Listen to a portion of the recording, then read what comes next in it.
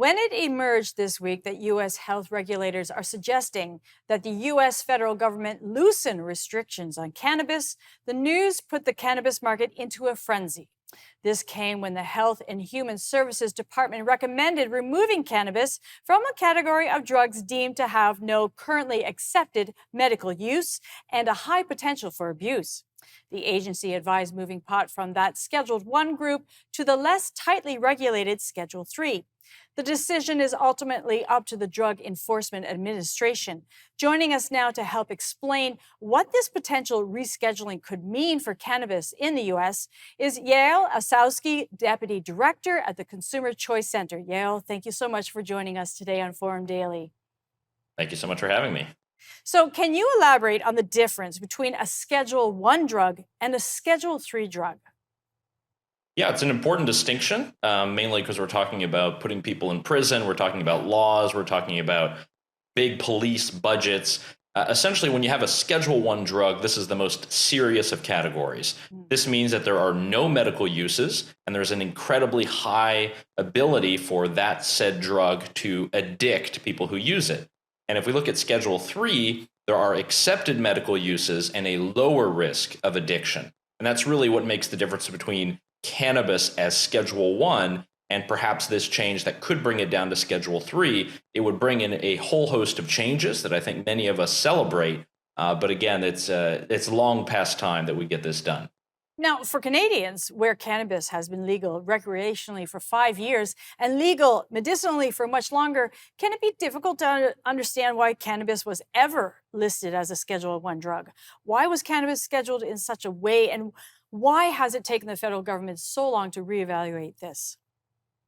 It's been a long journey, and realistically, you had the first laws on cannabis and other drugs beginning in the early 1900s in the United States. You had a lot of immigrant populations that were bringing in various plants that we did not have in the United States before.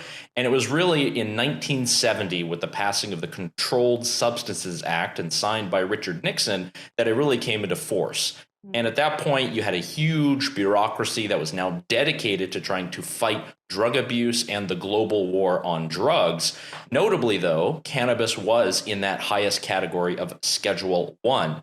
There's a lot of reasons that we can probably point to. Obviously, the medical research was not as well documented as we have today, but also probably a huge grudge of President Richard Nixon at the time. He had a lot of grudges against the anti-war left, the hippie generation. There's a lot of that was kind of a part of it. But really, for years and years, there were all kinds of professionals making the case that cannabis should not be in Schedule 1 because there are documented medical uses. There have been attempts to reform this. There have been attempts through all kinds of physician societies. There have been various government departments, but still nothing has changed. You really have only had small tinkering, and that's left states to go around and try to legalize in their own way, but still not allowing that federal controlled substances categorization to change. So if the DEA chooses to move cannabis to a Schedule 3, some have argued that this is the beginning of the end of federal cannabis prohibition. Do you agree with that statement? I think it's just a beginning. I would not tell our Canadian cannabis friends in the stock market to go off to the bank just yet.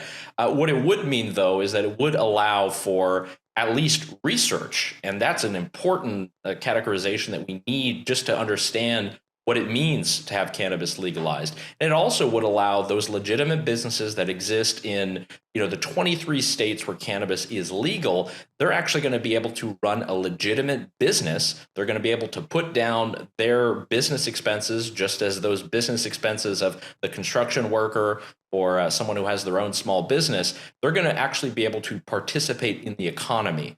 They're still not going to be able to use banks and to get loans, but they still are going to be able to at least use parts of the tax code to help them out. That's a very good move for the very growing and nascent cannabis industry in the United States, and actually could prove dividends for Canada in the future. But again, it's just a very, very small step, and it's likely a process that's going to take about 2 or 3 years before we actually see this happen. So we have about 30 seconds. What can the U.S. learn from Canada in regards to cannabis legalization? Oh boy, there's a lot to go off there. Canada obviously had it right in legalizing, wrong in giving a monopoly to various provincial governments, to giving more of a role for governments to run it, having government stores. We need free competition. We need to be able to cut away all of the red tape, allow this to be a normal product, which is it is. It's just like caffeine. It's just like nicotine. It's a drug that should be controlled in some way, but allow legitimate entrepreneurs to provide them to customers. Otherwise, in Canada, we have a growing illegal market that's still there. We can avoid that in the United States, but only time will tell if they'll actually take that advice. Thank you so much for your time today. Thank you.